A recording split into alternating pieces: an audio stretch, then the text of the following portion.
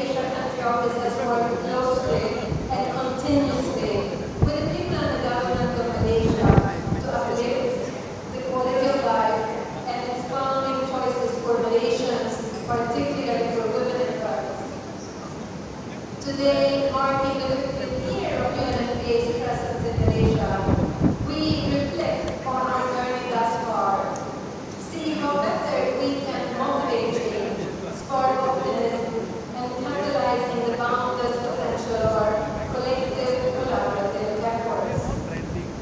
But most of all, we actually wanted to use this opportunity to connect with all of you, our partners and friends, from individual activists, academicians, journalists, public figures, and professionals all the way from government ministries and agencies, civil society, organizations, media houses, universities, think tanks, corporate allies, and many more to appreciate the support provided and further ahead to expanding women's rights and choices. Dear friends, 30 years ago at the International Conference on Population and Development, ICPD in short, we set out to achieve a world in which people live longer, healthier lives, and enjoy more rights and choices than ever before. Since this vision has become a lived reality for many, and today at World Population Day, 11th July, it is a very important day in the UNFPA global calendar. We are reminded that for some, this promise is realistic, and that we can achieve the prosperous, peaceful, and sustainable future envisioned by the ambitious ICPD and the 2030 Agenda for Sustainable Development when we harness the potential and energy of everyone. And this year's global theme for World Population Day is Unleashing power of gender equality, uplifting the voices of women and girls to unlock our world's infinite possibilities, which is really a reflection on the point that last year the world turned ourselves into 8 billion people on Earth. About 4 million of us are women. And to see what more needs to be done. To unleash the power, we listen to the voices of women, girls, and other marginalized people. And we have introduced laws and policies that enable them to exert their rights and make meaningful choices. And only then will we be able to harness the power of half the planet to take on the pressing problems and complex ones of our day. And Malaysia has specifically achieved significant advancements in gender equality and women's empowerment, particularly in education and health. 2018 saw all those leaving schools who applied to enter universities, actually 60% of them were women and 40% were men. The same level of success was also seen. Despite efforts to encourage female participation in the workforce, however, Malaysia still has one of the lowest female labor force participation rates in the region. And dear allies, fortunately, the good news are that the solution is clear: accelerating the advancement of gender equality through access to sexual and reproductive health and rights, improved education, appropriate labor policies, development of the career economy, and equitable norms in the workplace and at home will result in healthier families, stronger economies, and resilient societies. And advancing gender equality is a cross-cutting solution to any population concerns. In aging societies such as Malaysia, achieving gender parity in the workforce is the most effective way to improve output and income growth. And this apparent enigma, knowing that we know what needs to be done, it actually has a solution which is a win-win for everyone, and it spells reproductive choices, allowing balance in work and family life, allowing everyone to strategize for our lives. Indeed, gender equality is part of a bigger puzzle. It must be at the heart of the life cycle approach. It is only by investing in each stage of life, from before the birth of a girl into her childhood, adolescence, and adulthood, that women and their or our communities will be able to be healthy and eventually transition into active aging, strategizing our own lives towards our mission. Ladies and gentlemen, promoting gender equality is not just a buzzword. It is a basic human right, an essential element of societal advancement, and a catalyst for infinite possibilities. Recent, however, research shows that if we continue to work at the current pace, it will take 300 years to realize gender equality worldwide. We do not have this time. Achieving gender equality is not a rocket science. It may be more difficult, but if we can travel in space, certainly we can achieve gender equality. Throughout history, we have shown that we can adapt and evolve, change our behaviors, and hence it is possible to realize the most dignified ambition, human rights. Undoubtedly, there will be challenges ahead to achieve the vision and equity the country seeks for its people and development. However, today we feel proud of our progress and are determined to continue to relentlessly make our vision into a lived reality. Moreover, we are incredibly optimistic and proud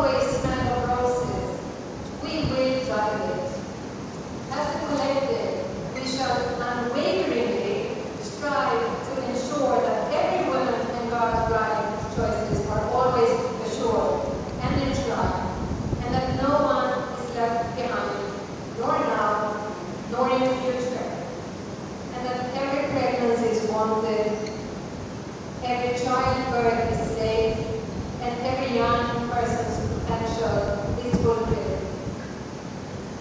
And lastly, I want to acknowledge all of our esteemed, relentless academics, activists, partners from government and non-governmental organizations, civil society organizations, and of course the influential members of the media present here today. Thank you for continuing our work relentlessly. I thank you all for your attention. I wish all of us a wonderful day of celebration and new knowledge. Terima kasih. Thank you very much.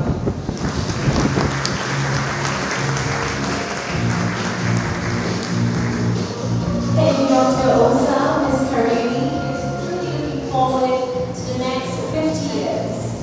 And now, ladies and gentlemen, if I can please ask all of you to please feast your eyes to the screen. We have a short video presentation followed by a little surprise. So, stay tuned.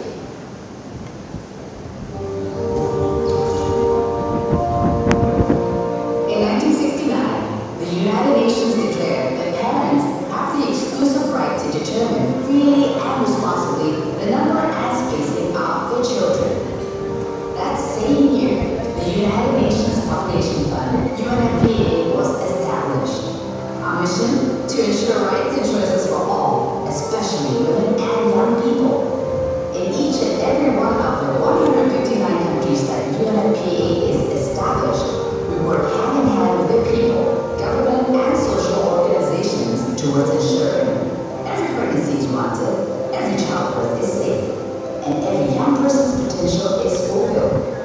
In Malaysia, our exceptional journey began in 1973. Exceptional simply due to the will and desire of Malaysians to constantly uplift opportunities, health, access, and most of all, choices for every generation.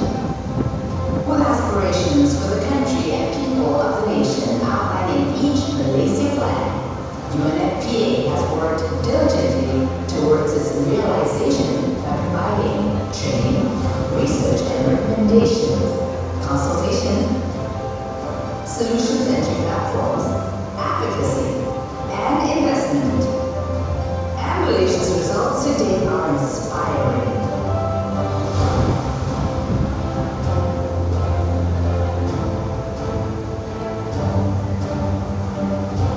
In the 1990s, Malaysia committed to both the International Conference on Population Development's Plan of Action, as well as the UN Convention on the Elimination of All Forms of Discrimination Against Women, CEDAW, cementing Malaysia's commitments towards upholding and enhancing reproductive health rights, gender equality, and women's empowerment. In 2003, our joint efforts resulted in Malaysia becoming the first Asia-Pacific nation to cost share the UNFPA country program. Today, we continue our unwavering commitment towards attaining the 12th Malaysia Plan and the 2030 SDGs. No matter what new challenges may arise, we shall remain resilient and committed to the people and government of Malaysia to ensure that no Malaysian is left behind, no matter their gender, age, creed, or disability, towards continuously building a better and brighter tomorrow for everyone. UNFPA and Malaysia, celebrating 50 years of progress.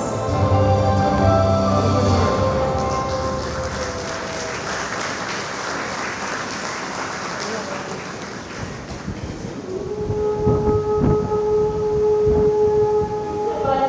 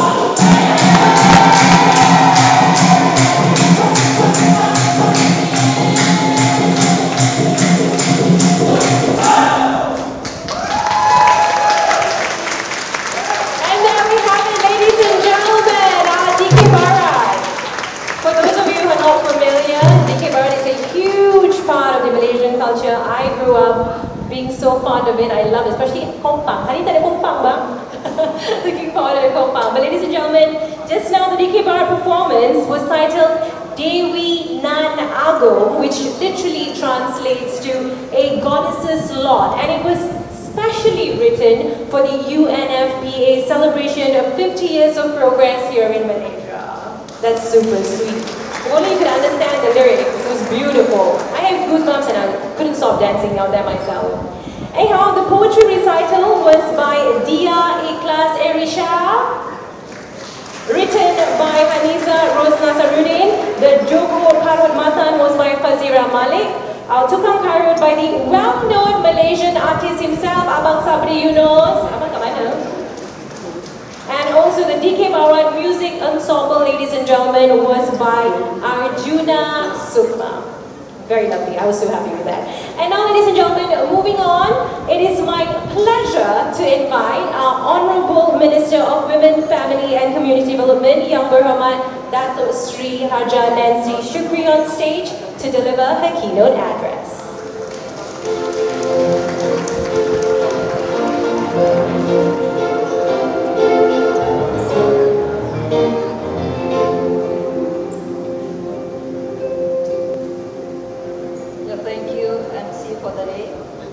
Bismillahirrahmanirrahim. Assalamualaikum warahmatullahi wabarakatuh. Very good afternoon and happy World Population Day for everyone.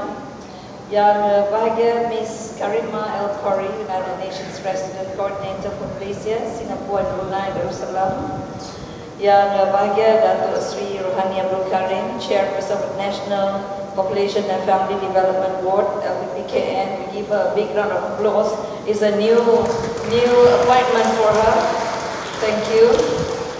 Yang bahagia Dr. Asa Torkelson, UNFPA Malaysia Country Representative and Country Director, Thailand. Yang berusaha Mr. Chua Chung Hua, Deputy Secretary from our Ministry, KPWKM, Ministry of Women, Family and Development, Community Development. Yang berusaha Dr. Wan Nur Ibtisam binti Wan Isma, Director General of the Department of Women's Development. Yang berusaha Encik Abdul Syukur, the man behind all the population in the country, Director General National Population of Family Development Board, and ladies and gentlemen, friends who are here today. Well, a very good afternoon to everyone. We are delighted to be here to commemorate and acknowledge the 50 years of United Nations Population Fund Malaysia, UNFPA, being established in Malaysia. It truly has been 50 years of progress for all of us. I was just teasing Dr. Osa just now. Even though it's 50 years, she doesn't look like one. We always stay young and look young. Well, I believe all of us here would like to extend our heartiest congratulations to the UNFPA for achieving this significant milestone and our heartfelt gratitude for your continuous effort to uplift and embed the rights, welfare and access to choice for all Malaysians, especially our women and girls. We have come a long way now, 50 years, but as Dr. Asta just mentioned, there is much work to be done. We only have 7 years left to achieve the 2030 SDGs, and when it comes to the rights, potential, representation and empowerment of our women and girls, we have a lot to remedy. Ladies and gentlemen, the Ministry of Women, Family and Community Development was officially established in 2001, and it has since grown to become one of the widest arching and reaching ministries in the country, which includes social welfare and development, women's development, population and family development and counseling. Our ministry is one which tangibly and visibly shapes and touches the lives of every Malaysian at each and every stage of their lives. Similarly, UNFPA's mandates are just as wide and intimately intertwined with every one of our ministry's thrusts, and throughout the years, we have collaborated proactively towards developing support systems, legislation, and awareness to ensure that no Malaysian is left behind. Today's report by UNFPA in collaboration with the Ministry of Economy and the Harvard T.H. Chan School of Public Health on the social and economic benefits of investment in women's sexual and reproductive health and family support services is an important evidence-based report to justify further investments in sexual and reproductive health and support services, which in tandem will fuel a cascading range of empowering socio-economic benefits, especially for our women and girls, impacting their labor force participation rate, quality of life, family cohesion, access, and of course address the burdens and barriers of unpaid care work. Ladies and gentlemen, care work constitutes the foundation on which our very existence depends. It includes house chores and direct face-to-face personal care activities such as nurturing the sick, caring for the elderly, feeding a baby, or teaching young children. Overwhelmingly done by women. Many care activities are often unpaid and unrecognized, leaving them with little time to pursue opportunities and growth. Taking into consideration that in Malaysia, women outperform as well as make up over 62% of all undergraduates, the opportunity cost for women and the nation is very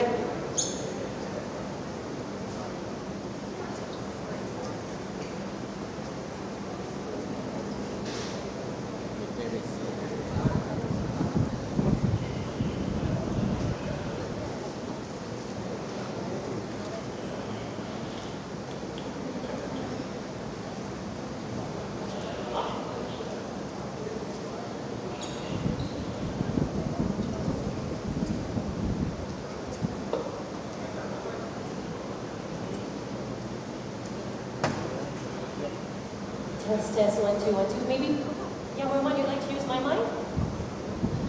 Thank you. Don't worry, ladies and gentlemen. Tactical difficulty shall not defeat us today. I think I can hear something. Right. Fantastic. There we go. Okay. Thank you very much. That's very nice of you to offer. Anyway, according to Dawson, female graduates make up more than half of the current unemployment rate. This is one of the general effects of unpaid care and domestic work. This is why the ministry will work toward incorporating the care economy into our national development and economic planning to ensure its sustainability. But in order to do that, we need to identify the barriers, data gaps, infrastructural requirements, legislative necessities, and stakeholders. To be able to implement the 3R approach to addressing unpaid care work as put forth by Professor Diane Elson, being recognition, reduction and redistribution of unpaid care and domestic work done by women. We need to be able to attain vital and actionable data. For example, an important data is average time spent on providing care for both men and women in households. From this data, we are able to identify care deficits and what areas are needed to be targeted by relevant policies. This will also allow us to vary the care economy in terms of time, expertise, opportunity cost, and social merit. And together with the cooperation of other ministries, agencies, and social organizations, we will have annual statistics and analysis on this to act upon in each national budget. The ministry will also be collaborating with UNFPA Malaysia to create a realizable national roadmap towards increasing Malaysia's female labor force participation. Ladies and gentlemen, as we strive towards achieving SDG 5, that is on gender equality, we are fully aware of how much there needs to be done and the incredible national potential we can unlock as the voices and roles of Malaysia's women become mainstream. And it is therefore essential for Malaysians to realize that more for women and girls does not mean less for the rest. Mutual respect is the foundation that our society is built upon. It is the basis that allows for equal partnership between women and men in society, at work, or at home. There should be nothing standing in the way of any Malaysian when it comes to being able to achieve their dreams or ambitions, especially not their gender. And it is our collective duty to ensure this. These core values of equality, partnership, and mutual respect must endure with every step we take in advancing Malaysia's women and girls to build a Malaysia where everyone is respected as equal partners in nation building. In conclusion, ladies and gentlemen, I would like to congratulate UNFPA Malaysia once again for all of your hard work to date, and we are looking forward towards many more years of working together as we jointly strive towards Malaysia Madani. Thank you very much. Terima kasih. Thank you so much, Yang Roman.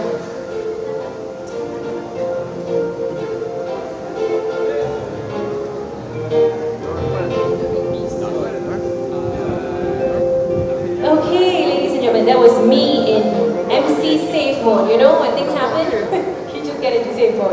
Okay, moving along now, ladies and gentlemen, we will be moving to the launch of a very special report. Now, this report, titled Enhancing Human Capital Through Sexual and Reproductive Health Investments and Family Support Policies here in Malaysia, is a joint collaboration between UNFPA Malaysia, the Ministry of Economy Malaysia, and the Howard T.H. Chan School of Public Health. Now, this report focuses and evidences on how Malaysia can enhance human capital via strategic investments in sexual and reproductive health, as well as vital family support services in order to increase the country's female labor force participation rate, and in tandem achieve essential milestones such as the 2030 SGDs and the realization of the 12th Malaysia Economy Plan. Okay, are you all ready for the launch? Okay, We have our gambit ready on stage, and now I would love to invite our VIPs. Can we please have on stage first Dr. Osa Tomkinson, UNFPA Malaysia Country Representative and Country Director of Thailand. We will also have Yang Berusaha Puan Ashikin binti Abdul Razak, the Director of the International Corporate Division, Ministry of Economy, Malaysia.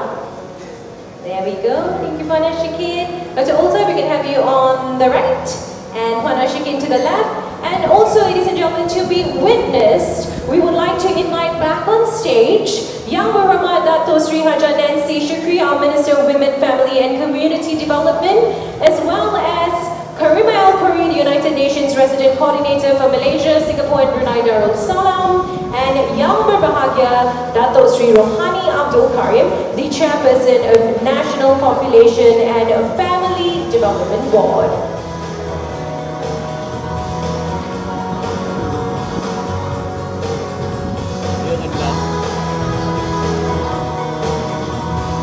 Dr. Osa, can we please have you slightly to the front?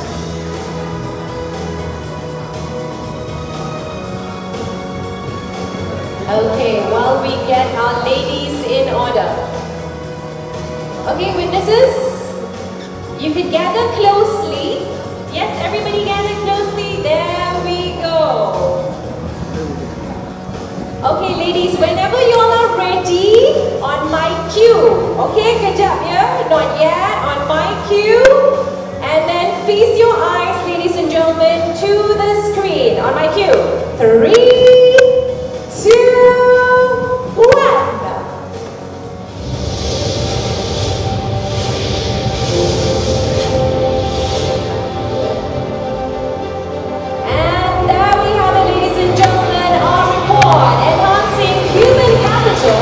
Through sexual and reproductive health investments and family support policies here in Malaysia.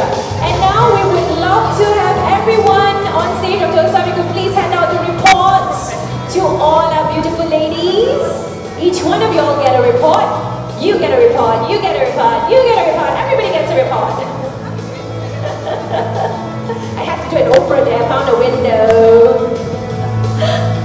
Okay, everybody got a report? Sorry, Flo, I'm not sure you all will get one, but you all can definitely read into it later. Okay, now if everybody can give photographers a photo opportunity. Ladies, look to the photographer to the left first. 3, 2, 1. There we go.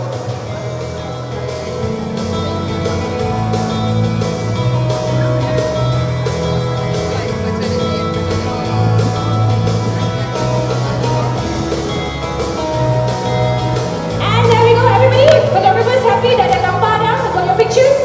Dah belum? Dah? Dah. Power. Thank you, ladies. And there we have it. Can we have another big round of applause, please? Lots of hard work. And as Dr. Nancy Shukri was saying earlier, it doesn't mean, ladies and gentlemen, if you're focusing on women and girls, that there is less for the others, i.e. our male folk out there. Of course, this is all about gender equality.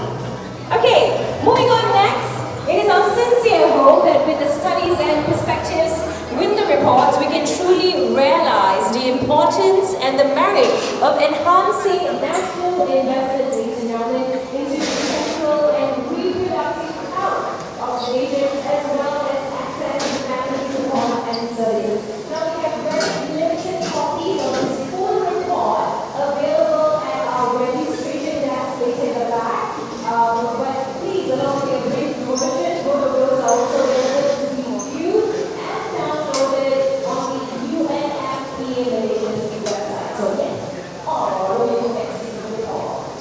There we go. Okay, and now let's head out, ladies and gentlemen, for our first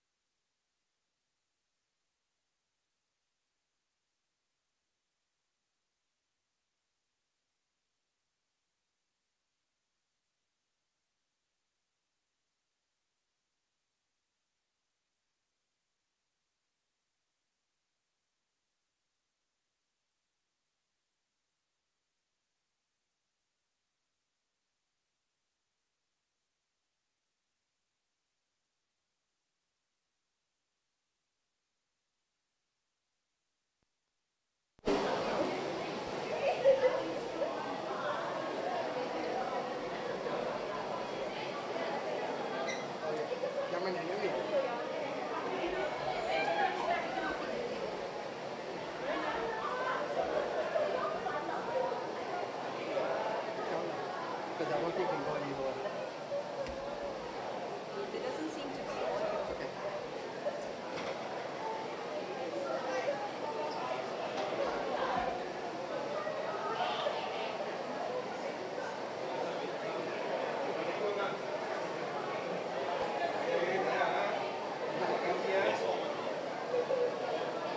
Ladies and gentlemen, the press conference will be held to the left-hand side of this hall. So for those involved in the press conference, can I please ask for esteemed members of the media, friends, please make over to the registration table to the left-hand corner of the room. We will have Tehina, Dr. Ara, Dr. Osa, of course, YB, and Dr. Sri Rohani to adjourn for the press conference.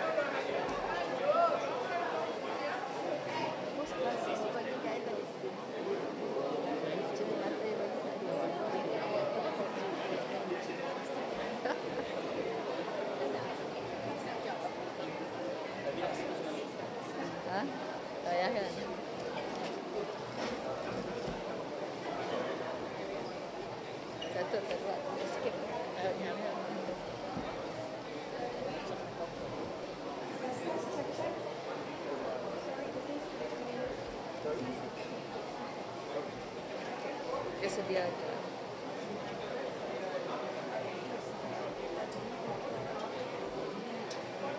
Ya, Assalamualaikum and a very good afternoon.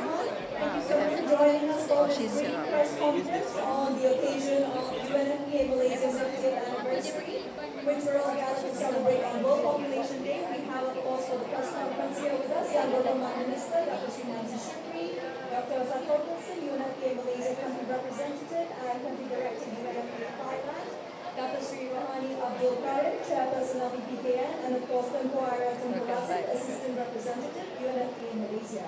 If I could begin by asking Younger Hormat Nancy about today marking, of course, UNFPA Malaysia's 50th anniversary, and could you tell us a little bit more about how KPWKM's strategic initiatives towards 2030 SDGs are being supported by UNFPA?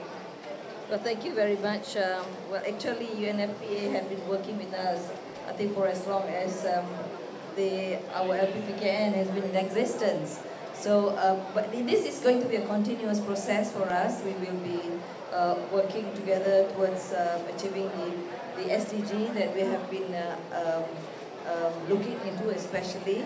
So, this continuous process will surely be our destiny to achieve what is best for the country, Malaysia. Yeah. Thank you very much for that, Dr. Sri. We have a few other quick questions to run through. Dr. Osa, can you share with us about UNFPA Malaysia's cooperation with, of course, the Ministry of Women, Family, Community Development under your purview as UNFPA Malaysia's representative? We have a wonderful collaboration with the ministry, and we are working as partners, as friends, in support of Malaysia's Madani vision now, to ensure that sexual and reproductive health will be provided to everyone in Malaysia. So it's our privilege, and most recently, of course, we worked on the preparation of the Kerti the policy and plan for sexuality education, which we are very committed to see how we can help roll it out. And to be sensitive to maybe groups that require special assistance, then we will be there to see what we can do. Bringing, of course, our global knowledge on sexual and reproductive health and rights to put it at best use as possible to Malaysia. Thank you. Thank you very much for that, Dr. Osa. Tengku Ira, if you could now perhaps elaborate further about sexual and reproductive health and investments and its role in Malaysia's socio-economic development, because now we of course have the evidence-based research supported by the SRH report just now launched. As we were launching the report earlier, so we are basically in general moving from our advocacy, from a rights-based approach to advocacy around making the economic case for investment and the importance in investing in sexual reproductive health and rights. And with the study, we are basically showcasing the importance of investing in sexual reproductive health and rights. Basically, if we advance women's reproductive rights, their productive rights, their contribution and participation in female labour force will be enhanced. When you have more childcare services, when you have more policies that are supportive of women's carer role for their homes, whether it can be for children, elderly, disabled persons and so forth. And these assistance are not only in the form of childcare services, it can also be in the form of social assistance and so forth, which the government are already investing, but more focus in strategy around these areas where it promotes enhancements of female labour force participation. So basically positioning the importance of investing in sexual reproductive health and rights so that women can equally participate in the economy with men as well. Thank you very much, Inquirer. Yes, it's all about closing that 27% labour force gap that we currently have between Malaysian women and men, one of the lowest in ASEAN as well. One question for Dr. Sri Rohani. Dr. Sri, could you please tell us about LPPKN's work and how it's being supported and collaboratively done together with UNFPA Malaysia? A brief perspective. As mentioned earlier, I think we are very close. UNFPA and LPPKN under the Ministry of Women, Family and Community Development. And over the years, I think through this interaction, I think we came up with a lot of very successful programs. For example, we have Pekerti program on sexual reproductive health of teenagers. And we have a very successful program. I think Minister is very much aware, and she also always carry this around with her Cafe at Teen. Now, Cafe at Teen is where we empower the youth to also come in and suggest for us very related programs for Pekerti, and we can enhance it further.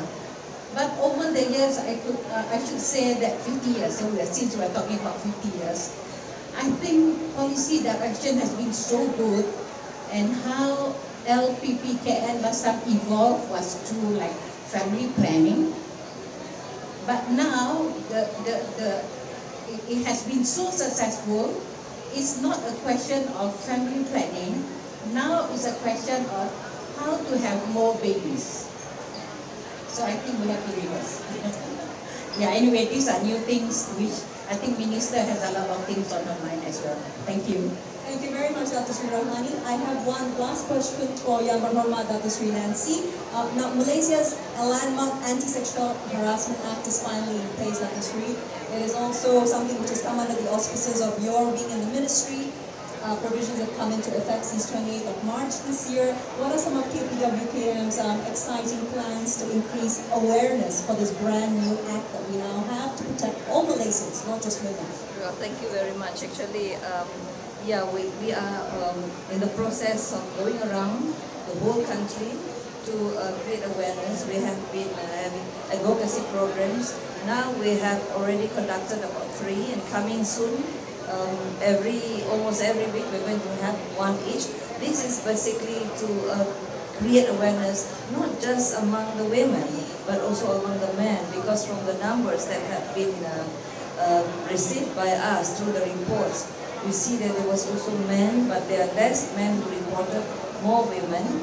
It was about 506 and 506 that we have received before this. So we want the people out there to really make use of the acts in the ones it's really in place later, because at the moment we are only going for advocacy, and we will be going throughout the country to show the people and also tell them where and how to go about with it. We really want to make sure that people really, we want to build confidence among the people that we are there for them. And then they also know that, you know, the government is creating this for everyone, for them to apply it. So, yeah, we will have all the various relevant agencies as well, the police, the health, and also from our side, and the law people who are also working together to share their thoughts and also share on how we should benefit from this.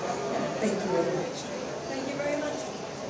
Thank you very much for that, YB Nancy. So weekly, almost every single week, there is going to be campaigns and programs that are going to be activated by KPWKM and various other strategic arms. I now open the floor to my media colleagues. Kindly raise your hand and please direct who you would like to ask the question towards. The floor is yours. Any questions from the floor, ladies and gentlemen? Yes. Please introduce yourself, which media organization you're representing, and go ahead. Thank you. Hello, my name is Astro from Free Malaysia Today. So I would like to get YB's comment on the issues of parents of a 4-year-old boy, Vietnamese night, who drowning after the swimming pool. So because yesterday, one of the parents seek for the justice for their sons in Ipoh, if I'm not mistaken. Thank you. Thank you for the question. Well, I was made to understand because this particular school is under Ministry of Education, and I was made to understand that the ministry is doing something about it now. So they're still investigating, and with the hope that they will come up with their report. And it doesn't come under us. It doesn't come under the ministry. Yeah. Thank you. Thank you for that question. Any other questions from the floor? Yes. Please proceed. Kindly do introduce yourself. Thank you. Hi, I'm Najwa from OVA. My question is about comprehensive sexuality education in school. When I speak to advocates, people that are active in promoting sexual reproductive health, they say the quality of sex education in national schools are not quite up to par. And there's been years of talking about how it can be improved. So I was just wondering, what are your thoughts and what the weaknesses are, and how we can go about actually improving it, because the discussion has been going on for years and years. Yeah, well, if you talk about the school modules, it comes under a different ministry. But in any case, we have the KFA team. We do have programs whereby we do create awareness programs, especially on sexual health and reproductivity. At the same time, we have the counselors with us. So especially when there is a program just organized by our Cafe 18. Our Cafe 18 is mainly manned by our volunteers, and that includes school children and also NGOs. So that's where we can gauge the level of knowledge, and also the need for them to really speak out their minds. We have a few instances whereby when we organize the program, the students will go direct to the counselors, and they're very open about how they feel about, and they open up saying that they have been having sex at a very young age. That's where our counselors come in. But since we are not the ministry in charge of education, we have different approach and they have different approach, but we are there to also encourage them to understand about sex and sex education. Because we do have at Cafe 18, we do have our rooms for them to discuss and also we so-called call it, they debate in their own way about sex education. Yeah, that's so far that we are involved with our LPPKN. Yeah, we're complementing education ministry. Thank you. Thank you. I think Tengku Aira wants to respond further, and then you can follow up. Thank you, Najwa. Can you hear me?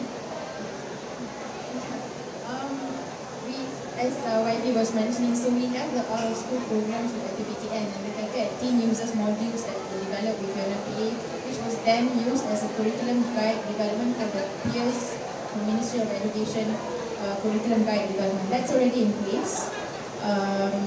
But throughout our program, I think what I could share is that due to sensitivities of the issue, not just in Malaysia but also globally, cultural sensitivity and so forth, there are reluctance in talking about it from both ends, whether from children or from teachers themselves, and we have seen it in our pilot programs in the past. And so, but we have the UN International Family Guidance, which is very holistic, talks about family values, respect, prevention of violence. It's very, very holistic, and it is something that we want to look forward to work with the Ministry of Education in strengthening. While this curriculum guideline is available, we could do other things, building capacity, building of the teachers, and strengthening more of the curriculum. And so I just wanted to convey that it is being recognized, and we do want to try and collaborate further with the Ministry of Education. Thank you. In the interest of time, since we only have one more question that we can take, let's move on to someone else. One last question before YB has to leave. Thank you very much. Please introduce yourself and go ahead. You can just speak closer into the mic and louder.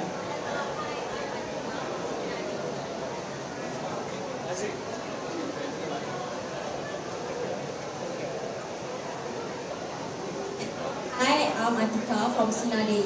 So I have one question to ask to you regarding sex toy has been sold in e-commerce platform. So under the Ministry of Women, what are your thoughts about it? What are you going to do? Thank you very much. Yeah, actually we have been, we also took part in terms of trying to stop that happen, especially with the online, what do you call it, the online shops. So we do our part in telling them and then trying to get them to take it down, but they have already taken it down. I should say they are very proactive. When they heard that people are not very happy about it, so they have taken it down and very proactive. So we are very cautious about it and making sure that no such thing happens again. So this is what we are doing in our ministry, keeping an eye on all these matters so that it doesn't happen. Yeah, thank you. Thank you. And Yang Berhormat Dr. Sri Nancy, do you have any further closing statements to add in conjunction with UNFPA's 50th anniversary and of course World Population Day 2023? Well, of course, thank you very much. Of course, we are happy to celebrate the World Population Day, but at the same time, we have been mentioning about the Cafe 18. We want, especially the young people out there, to know that we have venues whereby the children or the students who feel that they want to have a venue for them to relax in the afternoon while waiting for their parents to come and pick them from school, come to our Cafe 18 and make use of the facilities that we have at Gala Raja Laut, and actually we have at other places as well. You can just Google where we are. Yeah, and join us. We have hundreds of thousands of volunteers with our Cafe team. Thank you very much. Thank you very much, Dr. Sri Nancy Shukri, as well as our esteemed lineup of speakers. Ladies and gentlemen, media colleagues, that brings our press conference to an end. Thank you so much for participating and for your active questions. Thank you, Yang Berhormat. Thank you, Dr. Asa, Dr. Sri Rohani, Tengku Aira. Thank you very much. So, thank you. Thank you so much. I understand you have to... Yeah, we have another appointment. Okay, thank you. Congratulations. Thank you so much.